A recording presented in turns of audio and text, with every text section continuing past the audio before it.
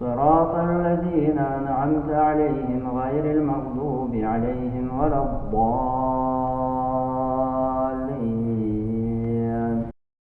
بسم الله الرحمن الرحيم. الحمد لله رب العالمين، ونصلي ونسلم على نبينا محمد وعلى آله وصحبه أجمعين. Мы продолжим с вами изучение вопроса о закате. Мы поговорили с вами на предыдущих занятиях о достоинствах заката, о месте, которое занимает закат в исламе. И начали с вами изучать, как выплачивается закат с различных видов имущества. Мы поговорили с вами о том, как выплачивается закат с такого имущества, как бахиматуль ан'ам, то есть скот. Потом мы поговорили с вами о том, как выплачивается закат с тех видов имущества, которые добываются из земли. А это злаки и плоды, это полезные ископаемые и это клады. Хорошо? Следующий вид имущества, с которого выплачивается закат, это золото и серебро. Золото и серебро – это два драгоценных металла, которые известны с древних времен. Эти два металла имеют такие особенности, которые отличают их от других видов металлов. И поэтому они являются ценными металлами. И поэтому люди относятся к ним по-другому и сделали их в качестве денег. Хорошо? Взяли их себе в качестве денег, то есть то, посредством чего производится плата при купле-продаже, при торговле. Где доказательства на необходимость выплаты заката с этих двух металлов, золота и серебра? Это Коран, это Сунна и это лиджма, то есть единодушное мнение знатоков религии. Что касается Корана, это тот аят, который мы приводили вчера из суры Тауба, слова Аллаха Субхану ва Тааля: «Валлазина якнизуна аззаба валь фидда, ва ла юнфикуна фи сабилилля фабашширхум биазабин алим». Те, которые копят золото и серебро и не тратят их на пути Аллаха, то обрадуй их мучительным наказанием. Это аят, 34-й аят из суры Тауба.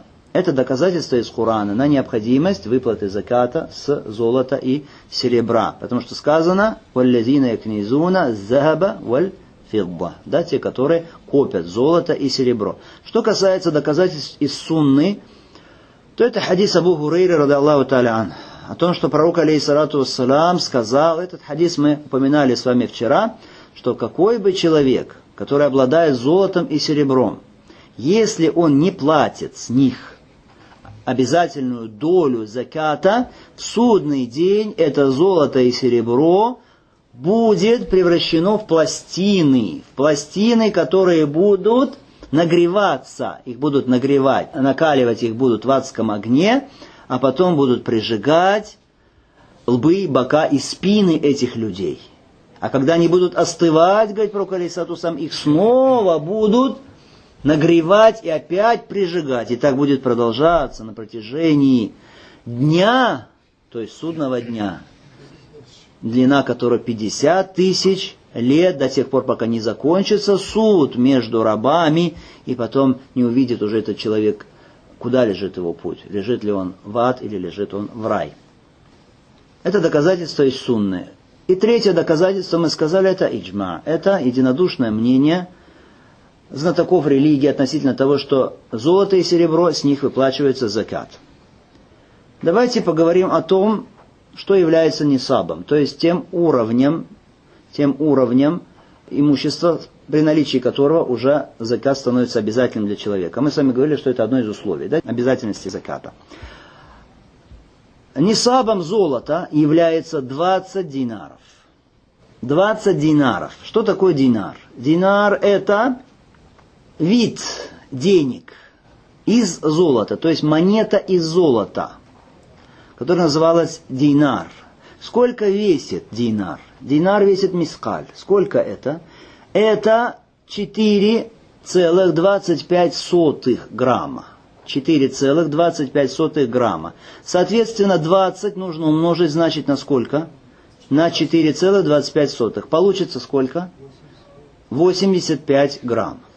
85 граммов золота. Вот это вот нисаб, уровень нисаба в отношении золота. Если у человека меньше этого золота, значит, на нем не лежит обязанность выплачивать закят с этого золота, если, конечно, только он не захочет сделать это ради Аллаха Субхану ва Тааля и получить за это награду от Всевышнего.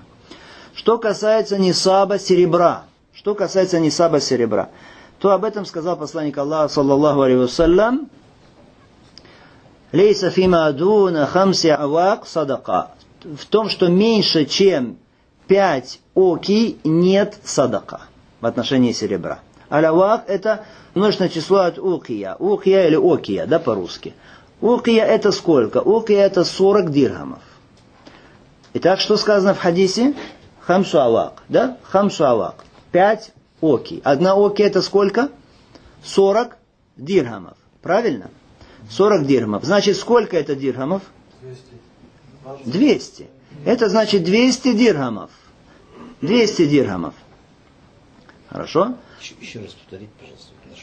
Пророк, алейхиссалату вассалам, он говорит в хадисе, который передан у Бухари и Муслима, говорит он, «Лейса фима дуна хамси авак садака». В том, что меньше 5 оки нет садака, то есть нет заката. Не платится с этого закат, то есть не обязан человек платить закат. Одна окия, мы сказали, одна окия это сколько? Это 40 дирхамов. Значит, получается 200 дирхамов. Хорошо? 5 оки это 200 дирхамов. Это есть нисаб по серебру. Сколько это в граммах? Один дирхам это тоже, что вид монеты. Вид монеты, но серебряный. Если динар это монета из золота, то дирхам это монета из серебра. В граммах приблизительно 2,9. Около 3 граммов. 1 дирхам. Около 3 граммов серебра. Если быть точнее, 2,975. 2,975. То есть около 3 граммов. Таким образом получается нисаб по серебру 595 приблизительно граммов. Хорошо, потому что 200 мы умножили на 2,975. Получилось у нас сколько? Сколько нисаб серебра? 595 где-то, 595 грамм серебра. Здесь вопрос. Люди говорят, но бывает же золото разной пробы. 500 какая-то проба, 700 какая-то проба и так далее. Да? Что значит разная проба? Это значит, там есть примеси других металлов. Хорошо?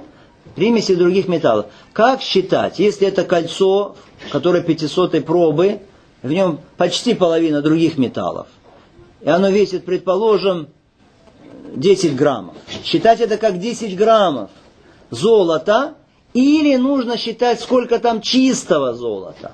Правильно, братья, чистого золота. То есть золото, очищенное от примесей. Вот что берется в расчет. Хорошо? Если есть 85 граммов чистого золота. Или 595 граммов чистого, очищенного от примесей серебра. Хорошо? То это нисаб по золоту и по серебру. Следующий вопрос. Сколько должен платить человек теперь закат с золота и серебра? Сколько? Нисаб понятен. А вот теперь сколько? Мы говорим руб'у аль-ушр. Руб'у аль-ушр. Аль-ушр это 10-я часть. Руб'у это 4-я часть от 10-й части. Иначе говоря, 1/40 часть или 2,5%. Хорошо? Где доказательство на это? Нужно стараться в любом случае, запоминать доказательства. Доказательства хадис, который передал имам аль-Бухари. Хорошо, где сказано «Феррика руб'у аль-ушр». Что это такое? В отношении серебра, 4-я часть от 10-й части, то есть 1/40 часть. Хорошо? Арриха это что такое? Арриха это фидда, то есть серебро. Поэтому, если мы скажем, например, у человека есть 100 граммов золота, чистого золота, раз руб'у аль-ушр, то есть раз 1/40 часть, значит, каким образом мы считаем? Или, предположим, хорошо скажем, 1000 грамм. Хорошо, килограмм золота есть у человека. Эту 1000 мы умножим на 2,5 и потом разделим на 100.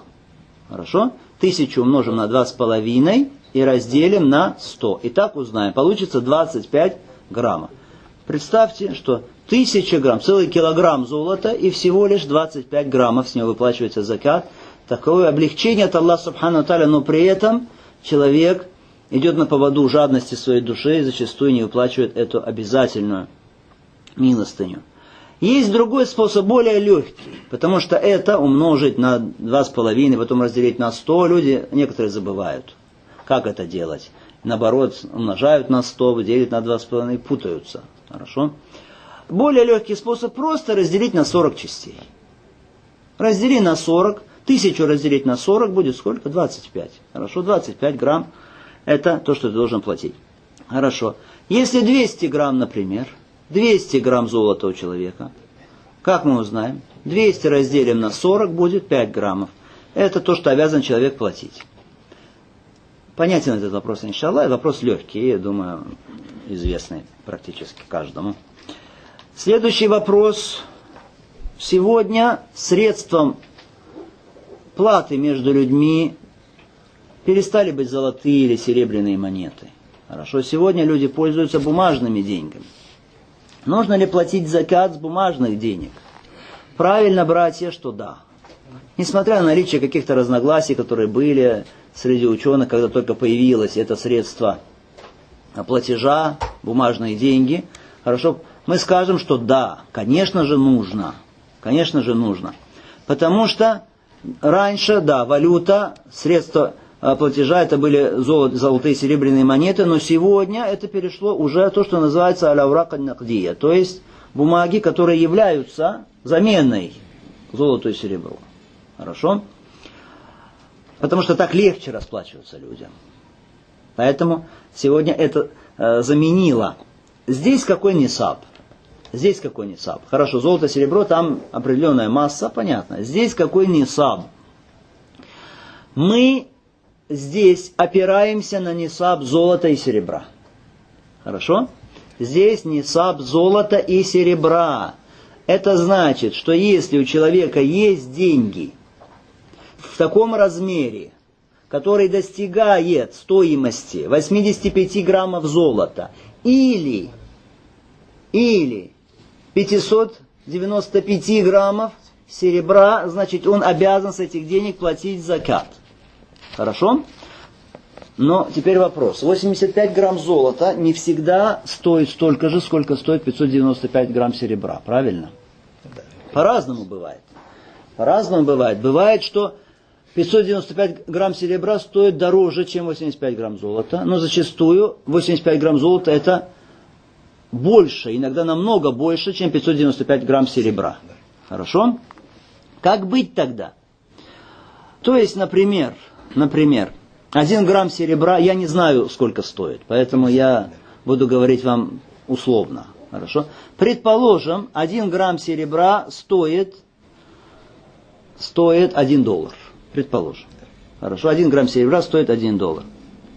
1 грамм золота, предположим, стоит $40. Есть разница. 1 грамм серебра стоит сколько? $1, здесь $40. Хорошо, $40. Давайте теперь посчитаем по серебру. Сколько будет нисаб по серебру? 595 умножить на $1 будет что? $595. Это значит, если у человека уже есть $595, он уже считается богатым, который должен платить закат. Хорошо? Давайте посчитаем по золоту. Сколько мы сказали стоит золото 1 грамм? $40. $40 умножить на сколько нужно? На 85. Будет 3400. $3400. Большая разница. $595 или 3400, да, долларов. Какой из них взять нисабом в таком случае? Тот, который выгоднее? Нет. И не средний. И не средний, не который выгоден, а тот, который наименьший. Тот, который наименьший. Значит, мы возьмем в качестве нисаба что? $595 в нашем примере. по наименьшему. Если бы золото стоило дешевле, мы бы взяли, что нисаб золота тогда. В данном случае мы берем нисаб по серебру. Хорошо? И вот если у человека появились такие деньги, $595, появилась эта сумма, хорошо, набралась эта сумма. Если пролежит эта сумма у человека лунный год и не уменьшится, не станет меньше, чем $595, а сохранится в таком же размере, или еще наоборот она, предположим, в результате торговли, что вырастет, то тогда через год, лунный год, он обязан будет уплатить 2,5% от этого. Хорошо, 2,5% от этого, или 1/40 часть от этого. Если он, например, в месяце Сафар получил этот нисаб, то значит в месяце Сафар он выплатит с этого 2,5%. И на этом мы, иншаллаху та'аля, прервемся. Хорошо, и продолжим потом после намаза. Саллаллаху алейхи ва саллям аля Мухаммад ва аля алихи ва сахбихи аджмаин. Алхамдулиллахи раббил аламин.